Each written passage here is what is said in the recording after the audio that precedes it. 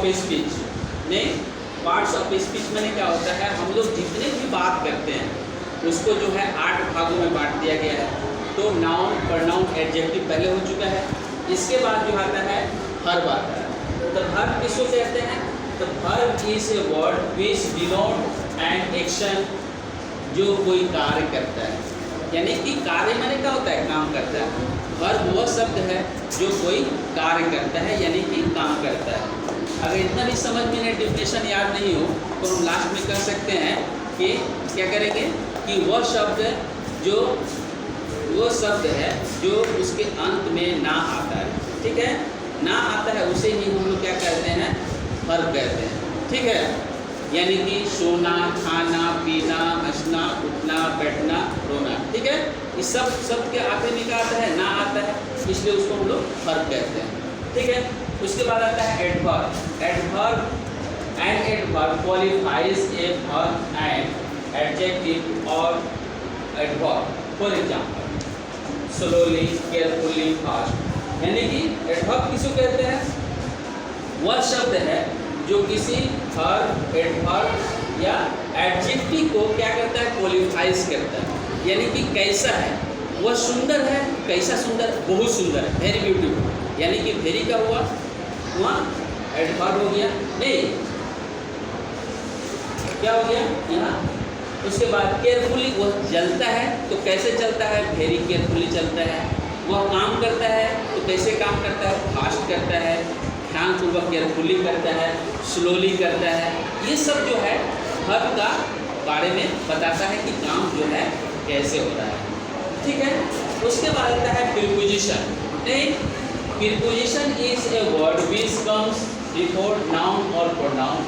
नहीं, प्रीपोजिशन वह शब्द है जो क्या करता है? किसी नाउन या प्रोनाउन के पहले या बाद में आकर के उसके संबंध को बताता है। नहीं, क्या बताता है?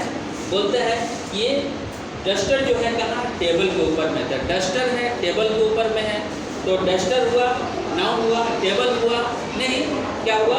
ये भी नाउन हुआ। कहाँ पे है? तो इसका पोजीशन, लोकेशन बताता है कि कहाँ पे रखा हुआ है, यानी कि बेंच के ऊपर में। पंखा जो चल रहा है, fan is moving over my head, over my head, ठीक है।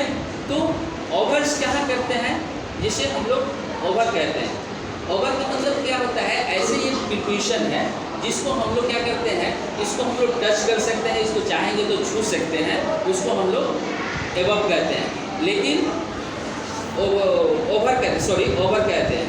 नहीं, एबव कह देंगे तो एबव कहने का मतलब क्या है? इतनी ऊंचाई पर है वो चीज़, इतनी ऊंचाई पर है जिसको हम लोग टच नहीं करते, हम लोग छू नहीं सकते हैं।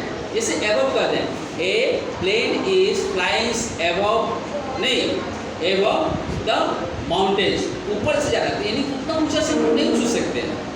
लेकिन कहेंगे ओवर, यानी कि ओवर का मतलब कि fan is moving over my head. एक पंखा जो है मेरे सर के ऊपर में घूम रहा है, चाहे चल रहा है, तो इसको चाहेंगे तो हम लोग क्या करते हैं? बेंच, कुर्सी, टेबल लगा करके उसको हम लोग छू सकते हैं। तो इसका यहाँ पे इस प्रीपोजिशन का प्रयोग होता है। बताएंगे अंडर। अंडर मैंने कहा था नीचे।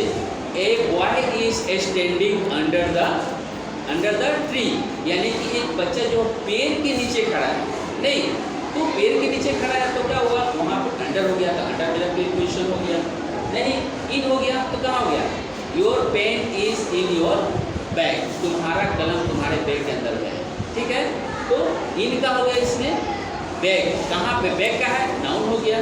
और इन का हो गया प्रीपोजिशन होगा, यानी कि इन जो है लोकेशन बताता है, पोजीशन बताता है कि वो जो सामान कहाँ है। समझ में आ गया? Thank you, that's all.